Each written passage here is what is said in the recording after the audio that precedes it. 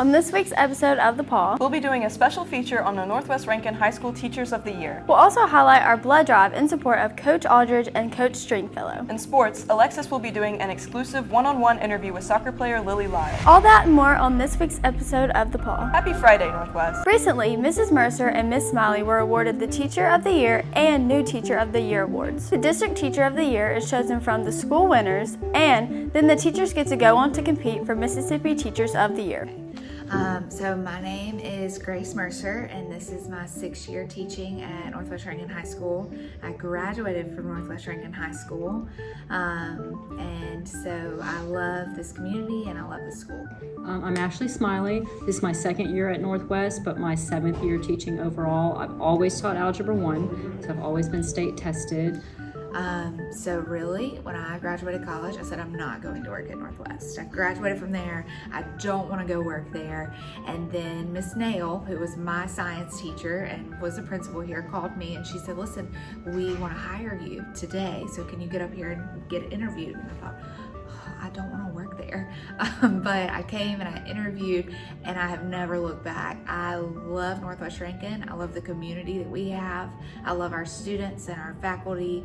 I love the people that I work with. And so I think the people who are here make up Northwest Rankin, and that's why I love it so much. And Lord willing, I'll never leave. I became a teacher when my daughter Carly was getting into kindergarten. I wanted to be involved in the schools, and education has always been very important to me. And I knew I wanted to teach math. I have some engineering background and my degree is in accounting. So there was never any question about what subject I would teach.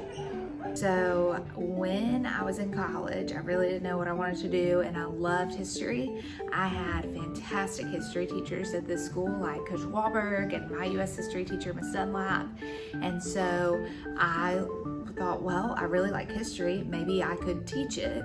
And so I started studying history, and I just kind of thought, well, I'm going into this because I love history. But I didn't really think about the students that much. Like, I didn't know if I would like being around teenagers all day. But honestly, that's ended up being my favorite part of my job, is I could do without the history, and I think I could teach something else. But I don't think I could not be in a high school setting and be around high school students every day. Congratulations to Mrs. Mercer, Miss Smiley. You are what makes Northwest the place to be. Now, let's see what Jaden has in sports. Hey guys, I'm Jaden, and here's what's been happening in Cougar sports. Football wrapped up its 2022 season last week in the first round of the playoffs. The Cougars fell at the South Division front-runner Ocean Springs, who remains undefeated in the season.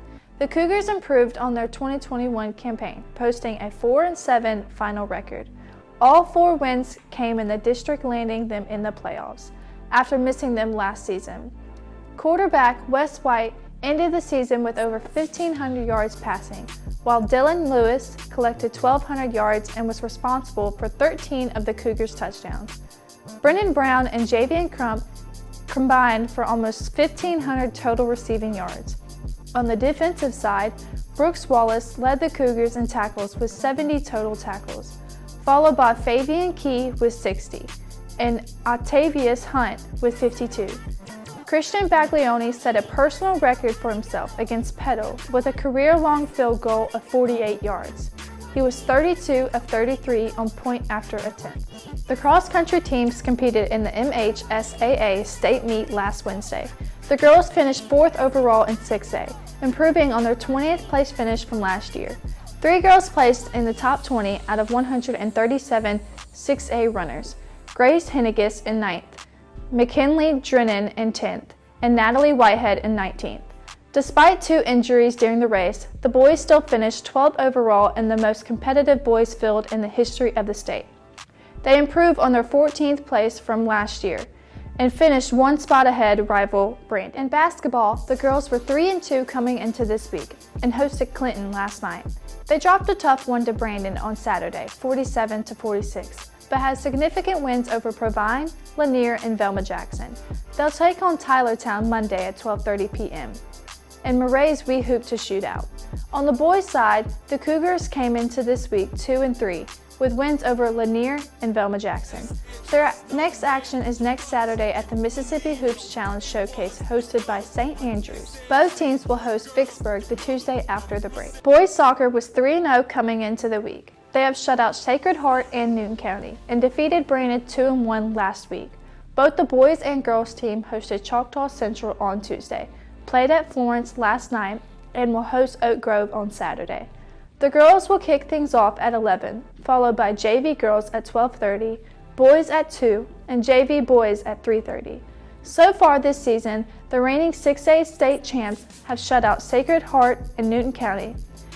Alexis caught up with senior midfielder Lily Lyle to find out how the Cougars are preparing to add another ring to their hand. Hey guys, this is Alexis and I'm here with Sports Talk, and today I'm here with Lily Lyle. Basically we just want to work together and we want to communicate good on the field and off the field. We want to have good chemistry with each other because, that's a big part in what we did last year. Our chemistry as the whole team was so good, and I think that's really what made us get a ring last year. So I hope we just continue that this year. Thanks, Alexis.